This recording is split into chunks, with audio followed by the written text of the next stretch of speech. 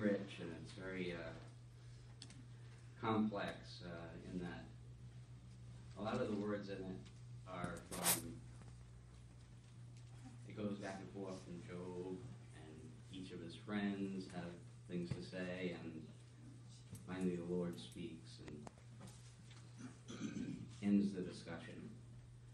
We're just going to, if you will, join me at 1. 1:1. Before we get started on that, the book of Job is pretty interesting in that it's not given a time.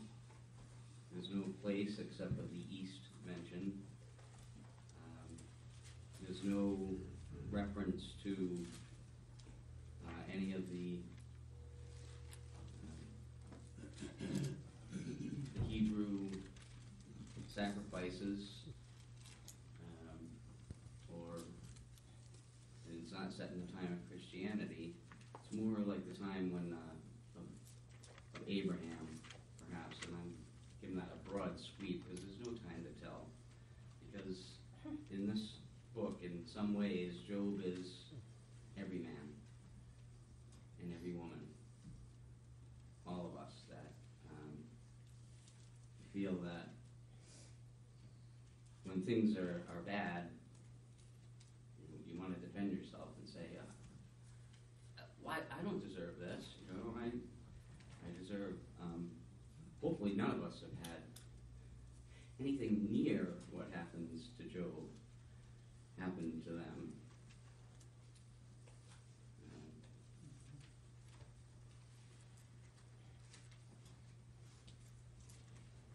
We know that it happens after the fall of mankind, because there's sin in the world, and it happens before our Savior Jesus came.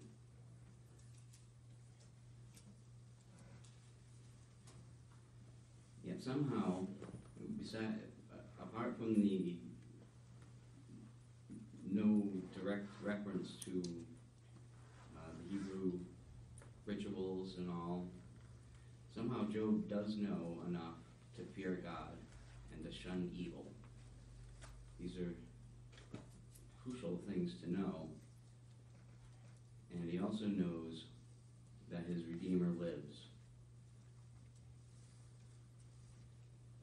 He recognizes his many blessings. He was blessed with a family and in fruitfulness in his pursuits. And here we begin. Uz is mentioned too, but there's no land of Uz that we know. There was a man in the land of Uz whose name was Job, and that man was blameless and upright, and one who feared God and shunned evil. And 7 sons and 3 daughters were born to him. Also, his possessions were 7,000 sheep, 3,000 camels, 500 yoke of oxen, 500 female donkeys, and a very large household, so that this man was the greatest of all the people of the East. And his sons would go and feast in their houses, each on his appointed day, and would send and invite their 3 sisters to eat and drink with them. So it was, when the days of feasting had run their course, that Job would send and sanctify them, and he would rise early in the morning and offer burnt offerings, according to the number of them all. For Job said, "It may be that my sons have sinned and cursed God in their hearts." Thus Job did regularly. So he was what you would consider an extremely wealthy man, wealth being measured in his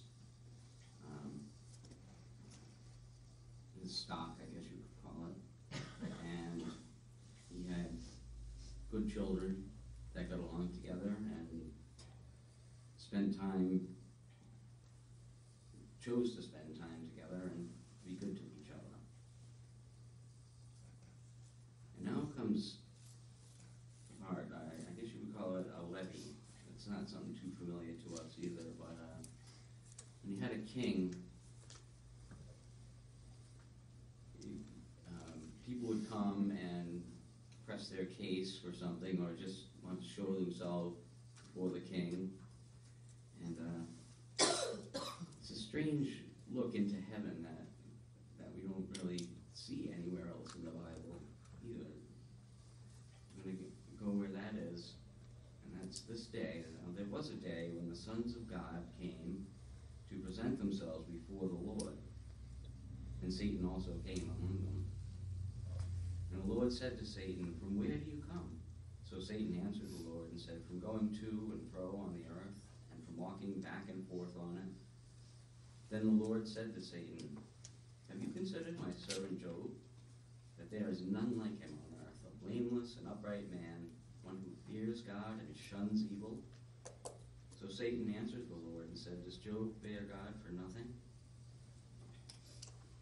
Have you not made a hedge around him, around his household, and around all that he has on every side? You have blessed the work of his hands, and his possessions have increased in the land. Stretch out your hand and touch all that he has, and he will surely curse you to lift your face. And behold, all that he has is in your power, only do not lay a hand on his person." So Satan went out from the presence of the Lord. Now there was a day when his sons, and this is Job's day of trouble, and here's what I mean from, I hope you've never had a day where any of these things happen to you. It goes fast.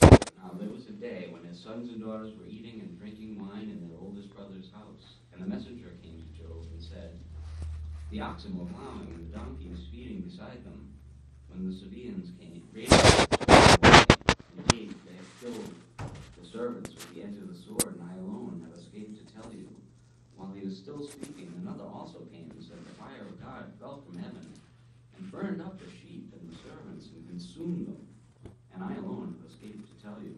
While he was still speaking, another also came and said, "The Chaldeans formed 3 bands, raided the camels, and took them away, yes, and killed the servants with the edge of the sword, and I alone have escaped to tell you." While he was still speaking, another also came and said, "Your sons and daughters were eating and drinking wine in their oldest brother's house, and suddenly a great wind came from across the wilderness, the 4 corners of the house, and it fell on the young people, and they are dead, and I alone have escaped to tell you." Then Job arose, tore his robe, and shaved his head, and he fell to the ground and worshipped. And he said, "Naked I came from my mother's womb, and naked shall I return there. The Lord gave, and the Lord has taken away. Blessed be the name of the Lord." In all this Job did not sin, nor charge God with wrong. I wonder if we ever think to charge God with wrong. I know I hear people say that. Why are there bad things in the world? Where's God then? So I don't believe in him. The logic escapes me there, because usually, not always, many times,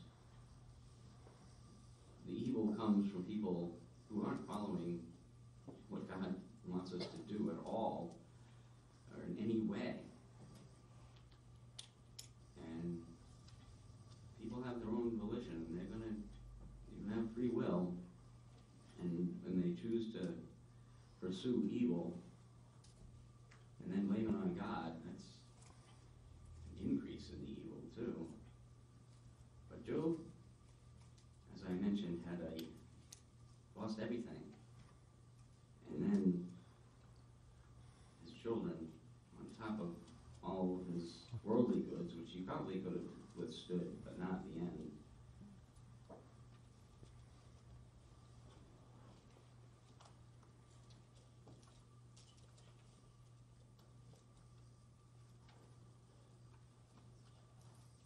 Again, there was a day when the sons of God came to present themselves before the Lord, and Satan came also among them to present himself before the Lord. And the Lord said to Satan, "From where do you come?" So Satan answered the Lord and said, "From going to and fro on the earth, and from walking back and forth on it." Then the Lord Lord said to Satan, "Have you considered my servant Job? That there is none like him on the earth, a blameless and upright man, one who fears God and shuns evil. And still he holds fast to his integrity, although you incited me against him to destroy him without cause." So Satan answered the Lord and said, "Skin for skin. Yes, all that a man has he will give for his life. But stretch out your hand now and touch his bone and his flesh, and he will surely curse you to your face." And the Lord said to Satan, "Behold, he is in your hand, but spare his life." So Satan went out from the presence of the Lord and struck Job with painful boils from the sole of his foot to the crown of his head. And he took for himself a potsherd with which to scrape himself while he sat in the midst of the ashes. Then his wife said to him, "Do you still hold fast in your integrity? Curse God and die." But he said to her, "You speak as one of the foolish women speaks. Shall we indeed accept good from God, and shall we not accept adversity?" In all this, Job did not sin with his lips. And now, friends, Job's friends appear. Now, when Job's 3 friends heard of all this adversity that had come upon him, each one came from his own place. Eliphaz the Temanite, Bildad the Shuhite, and Zophar the Naamathite. For they had made an appointment together to come and mourn with him and to comfort him. And when they raised their eyes from afar and did not recognize him, they lifted their voices and wept. And each one tore his robe and sprinkled dust on his head toward heaven. So they sat down with him on the ground 7 days and 7 nights. And no one spoke a word to him, for they saw that his grief was very great.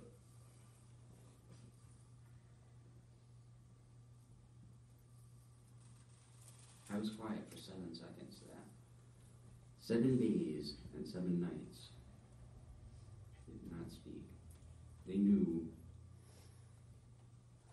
Sometimes there aren't things that you can say to help someone in their grief and their loss. So they sat in quiet for that time. Then they talk, and they talk and talk. And each one has their own turn for it.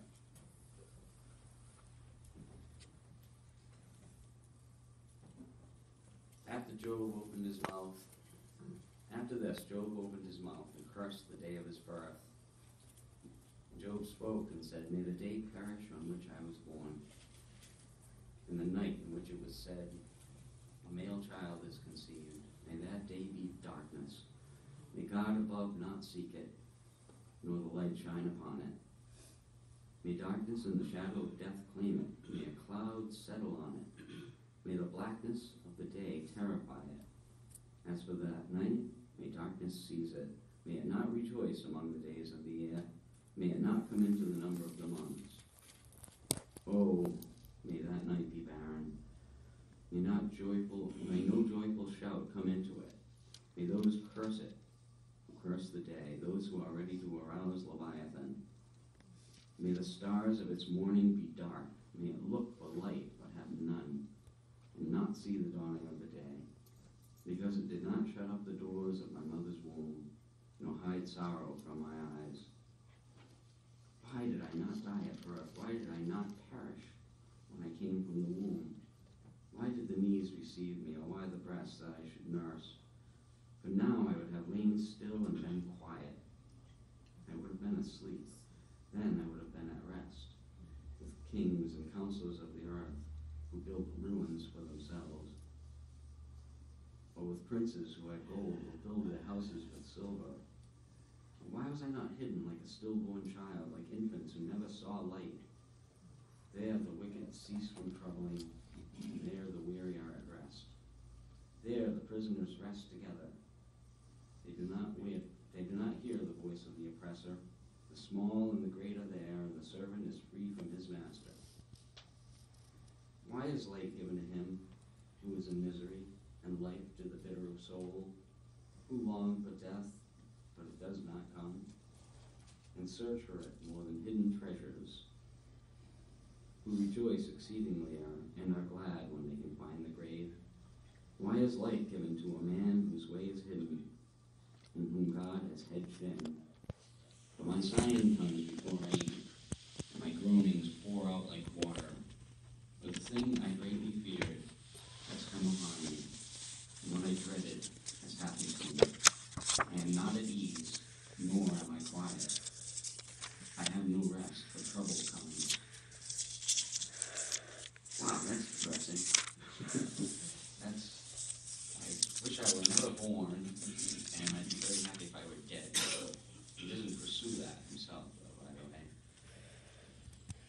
There's a couple of notes that he hits in here that I was thinking of, too. 21, those who long for death does not come, and search for it more than hidden treasures. Think of the parables of Jesus, and he says,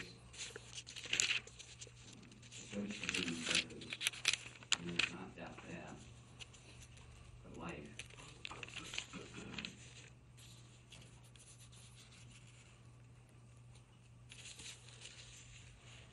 And 23, why is light given to a man whose way is hidden, and whom God has hedged in? Now, remember, it was talked about earlier that there was a hedge around him to protect him, but now he feels there's a hedge around him that he can't escape from. That's how much has changed from the beginning to now, which is really only the beginning of the book here.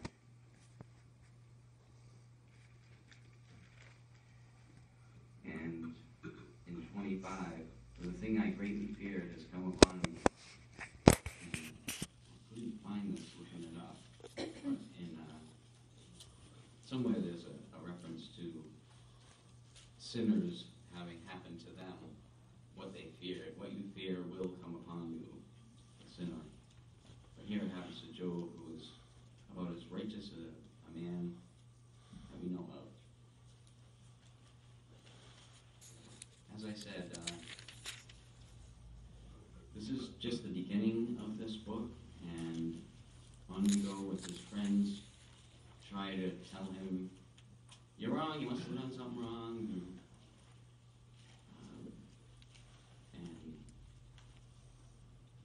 Job complains more and answers them, and complains again to the Lord, and the Lord comes, and he doesn't actually answer the question, but he states who he is, and it's great the way he speaks that.